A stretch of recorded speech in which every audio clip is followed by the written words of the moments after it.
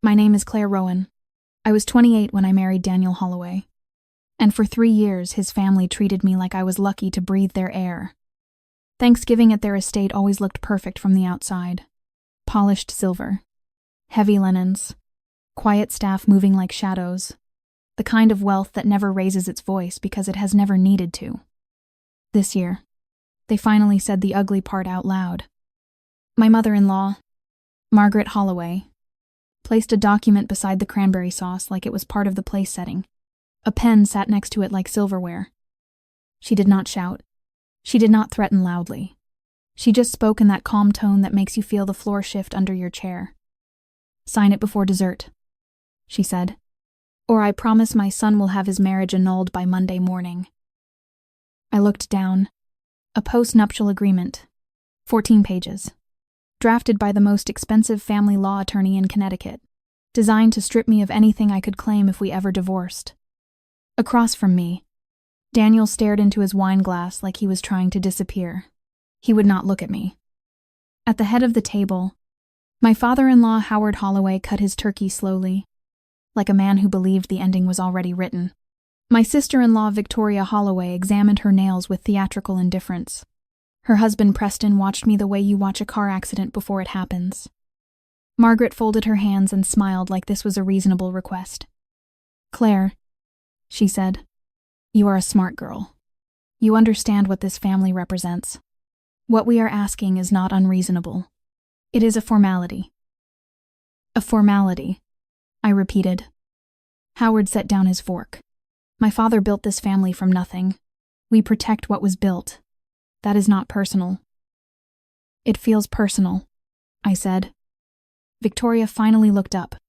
She gave me that smile she had practiced since the day Daniel introduced us. The smile that said I was amusing, like a child's drawing you praise with condescending affection. "No one is attacking you," she said. "We just think, given your background, it is reasonable to have protections in place. You came into this family with nothing. We would like clarity on what leaves with you if things do not work out." Your background. Those 2 words had followed me through this house for 3 years. Your background meant the small apartment where I grew up. Your background meant my mother working double shifts. Your background meant I did not come from a name that opened doors. So clearly I must have married one to get through them. Daniel told them early on that I ran a small software company. Margaret nodded the way you nod when someone tells you they started watercolor painting. Dismissive. The topic never came up again. To them, I was a pretty girl from nowhere who charmed their son. And now I was statistically likely to take half of his trust fund if things went wrong. They were not entirely wrong about being strategic. They were just wrong about who was playing chess. I pushed the pen away. "I am not signing it," I said. The table went still. Daniel finally looked up at me. His expression was complicated. Guilt. Warning. Something else. The look of a man realizing his silence is a decision. "Claire," he started. "I am not signing it," I repeated, calm enough to match Margaret's tone. Howard leaned back. "Then I want you to understand what that means. We have a call scheduled with our attorney tomorrow morning. We begin the annulment process on grounds of fraudulent misrepresentation." "Fraudulent misrepresentation," I said. "That is an interesting choice of words." Preston cleared his throat. He was the enforcer. The one who delivered bad news in the language of reasonableness. "Claire," he said, "we have done our due diligence. We know your company's last filed revenue. We know what it is. $48,000 last year. We are not here to humiliate you. We are here to protect the family." He said it with satisfaction, like he had caught me red-handed. I looked at him for a long moment. Then I said, "Pull out your phones." Nobody moved. "Please," I said, and my voice was so controlled that Victoria actually reached for her phone before catching herself. "Search Velar Systems," I said. "BLR. I will wait." Daniel picked up his phone first. He typed. He read. I watched the color drain from his face. "What is—" he started, and then stopped. Howard frowned and grabbed his own phone. Margaret watched them like a woman who resented the implication that she should have to look anything up in her life. Victoria typed and went very still. Preston's jaw tightened. Valar Systems was not the name on my business cards. It was not the name I used in public. It was the parent company, sitting above other entities, touching the parts of the world people actually see. I built it that way on purpose, not to hide, because when you build something real, you do not waste time making it legible to people who are not looking. The last public valuation of Valar Systems was $2.1 billion. Their entire family net worth, estate included, was not even close. Howard's phone lowered slowly. His eyes found mine like he had never truly seen me before. "This is not possible," he said. "Possible," I offered, "or inconvenient." Margaret's face did not change. I respected that. She did not allow herself the luxury of visible shock. "You have been running this company since before you married Daniel," she said. "I founded it when I was 24, I said. "And that $48,000 filing Preston mentioned belongs to a shell entity I use for administrative purposes. It has nothing to do with the operating company."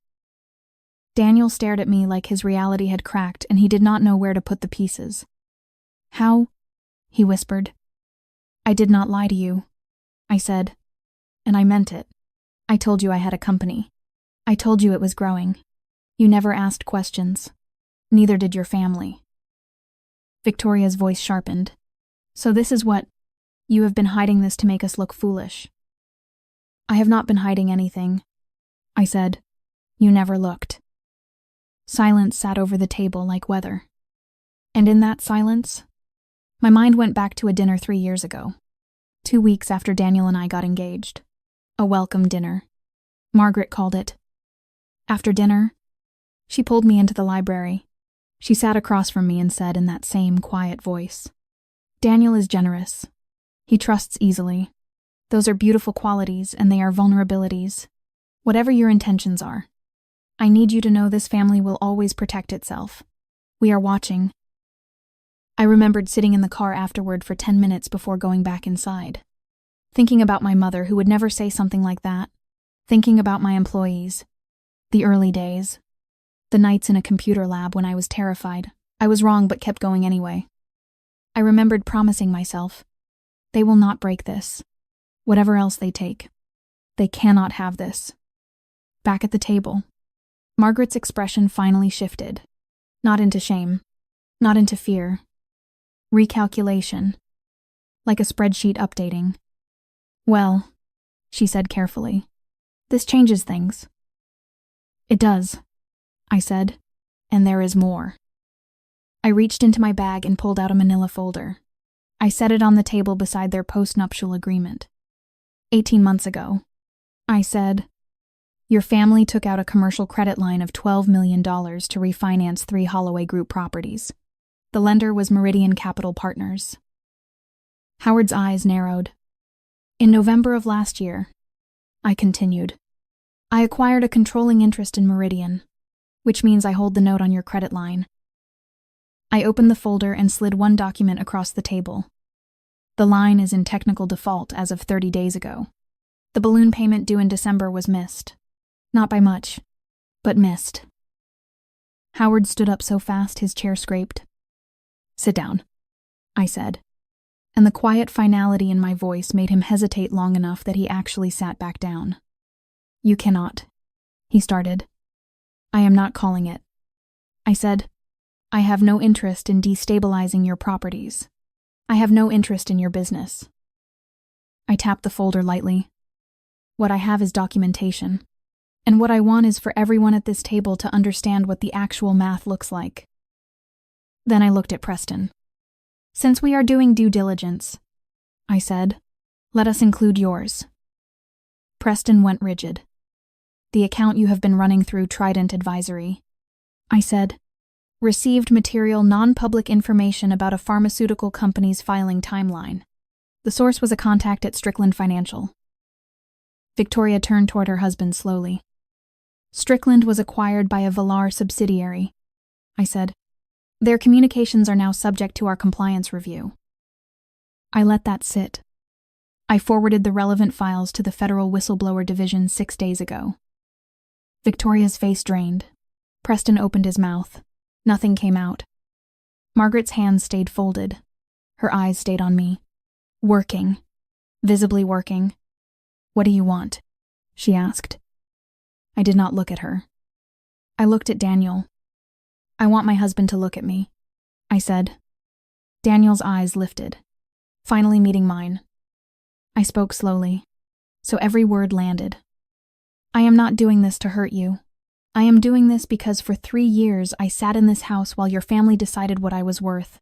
I kept quiet because I thought patience would make it clear. I thought you would see it. I thought they would."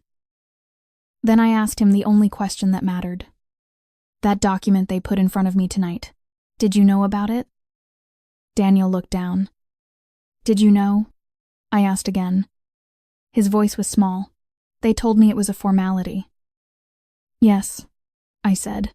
"I heard." Outside, tires crunched on gravel, then the heavy sound of car doors. Margaret's head turned slightly toward the window. 2 black SUVs were moving up the driveway. Howard pushed back his chair. Victoria's voice went high and tight. "What is that?"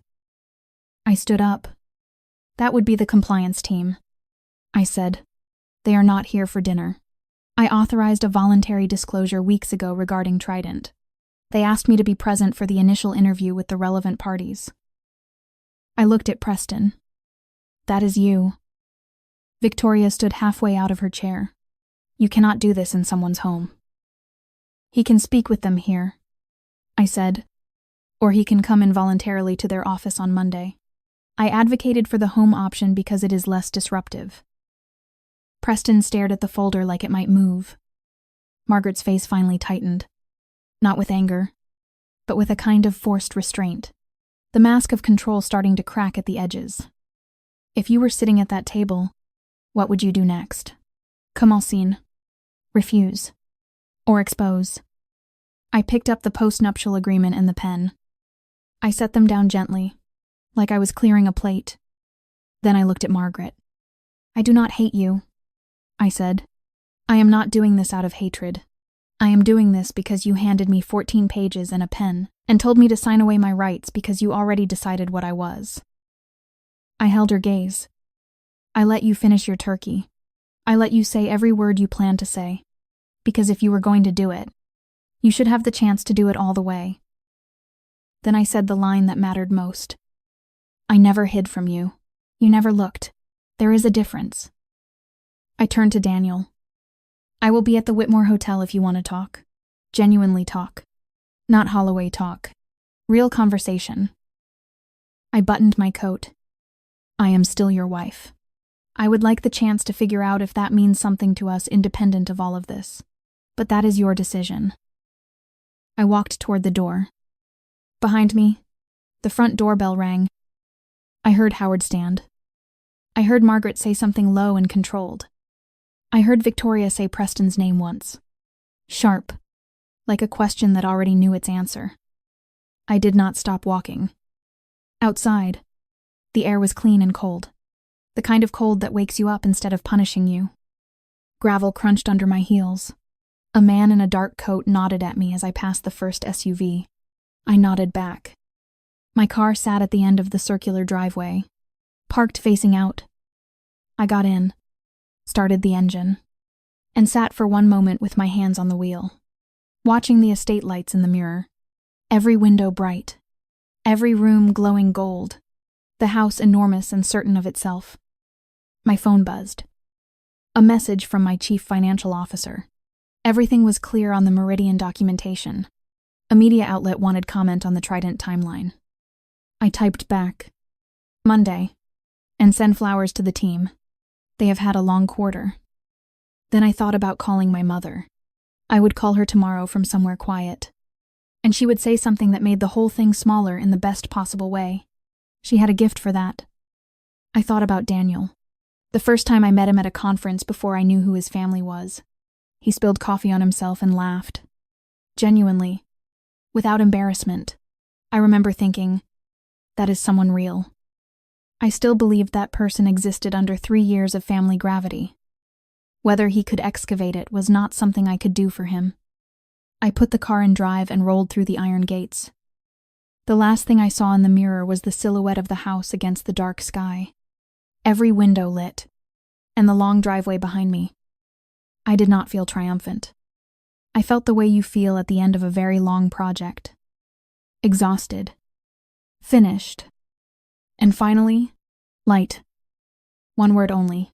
Comment, respect, or control. If you want more real stories like this, subscribe and turn on notifications. The next one will hit even harder.